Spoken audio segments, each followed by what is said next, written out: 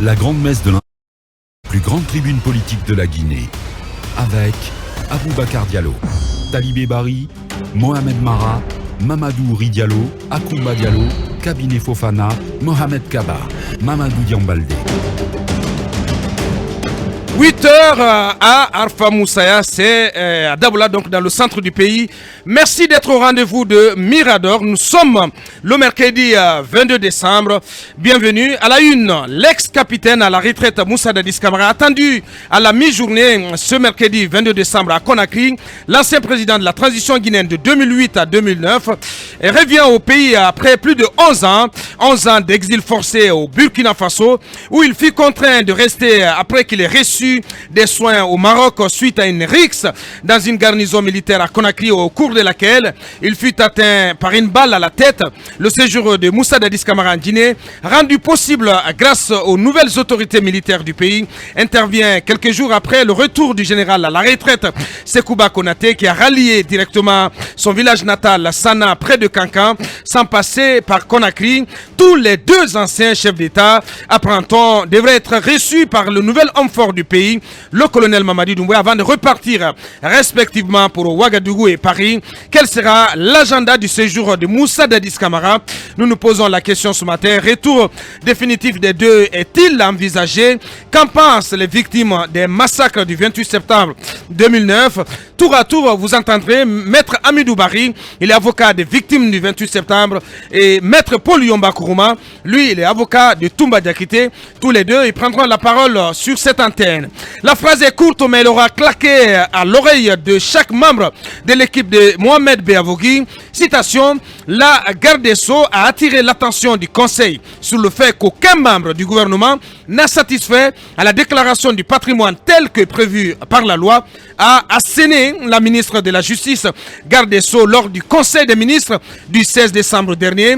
En clair, Madame Fatoumata Yarissouma a mis le pied dans le plat du gouvernement de la transition, qui, on l'aura ainsi compris, est tout simplement rétif à l'exercice pourtant si républicain, qui consiste pour chaque ministre à présenter aux autorités compétentes la liste nominative de ses biens.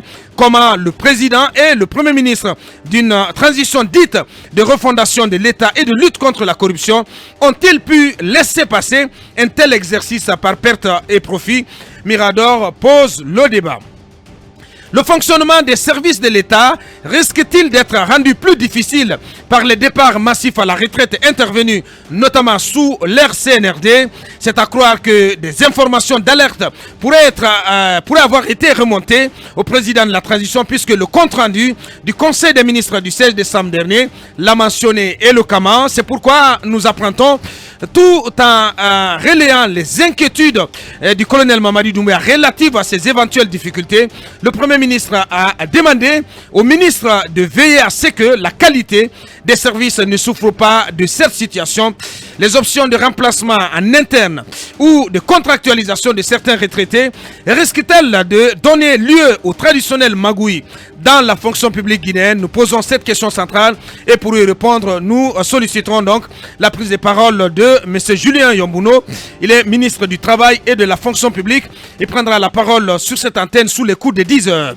Les 3 mois du CNRD au pouvoir sont synonymes de 90 jours sans pain pour le groupe Joma Media. Ce sont près de 200 employés, journalistes et techniciens du siège de Conakry aux antennes de l'intérieur qui sont victimes du gel du compte bancaire du groupe de médias par les nouvelles autorités militaires. Ce nouveau fleuron médiatique guinéen est ainsi victime d'une mesure visant la holding Joma Group appartenant à cabinet Sila Di Bilgate, l'ex-intendant général de la présidence de la République. La radio et la télévision privée, qui auront connu un déploiement fulgurant à travers tout le pays, risquent de mettre la clé sous le paillasson. Et ce n'est pas exagéré du tout. En attendant, comment Joma Media vit-il cette période de privation? Nous poserons la question à M. Aboubacar Kondé. Il est le directeur de l'information du groupe Joma Media et présentateur vedette de Talk Show. On refait le monde en sa compagnie. Donc, on va essayer de refaire le monde. Bienvenue à tous. Merci de nous rejoindre.